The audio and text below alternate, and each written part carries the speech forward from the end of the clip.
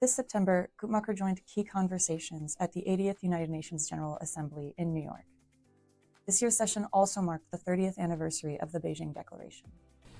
30 years ago, the world came together to affirm that the rights of women and girls are not separate, secondary, or negotiable. They are human rights. The Beijing Declaration and Platform for Action is the most ambitious global political commitment on women's rights ever achieved. And it has helped to power advances in some critical areas: legal protection, political participation, education, maternal mortality, recognizing the need to tackle violence against women as a global priority, and more. But progress has been slow and uneven, and no nation has achieved full equality for women and girls. We need strong, visible support at the highest levels and concrete plans backed by real investment.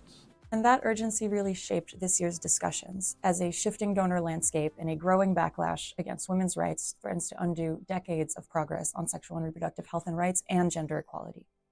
I want to ask you first about maximizing impact with limited resources. I know something that's front of mind for you.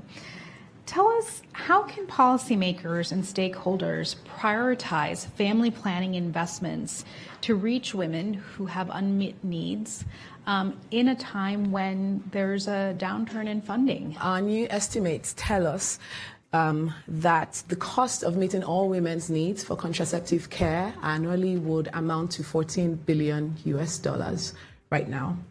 And that's a lot of money. But then I think more important, I want to hone in on the concept of need. We've moved into defining a much more nuanced measure of need. One that takes account of the fact that women want to prevent pregnancies, but we're now starting to look at the number of women who have explicitly said, yes, I would like to use a method, or I intend to use one in future. And why is this really critical?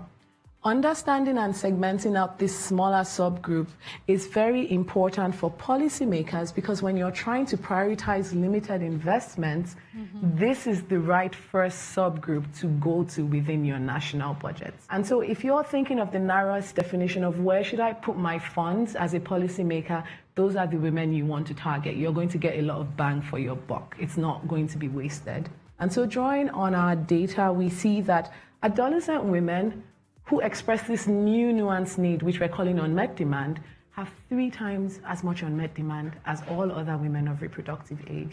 And so when governments are thinking of prioritizing investments, you want to find a way to get it into the hands of those people. Yet amid these challenges, our discussions also explored how to build a better future, strengthening health systems through sustainable funding, fostering solidarity across sectors, and envisioning together a feminist future where SRHR is universally accessible.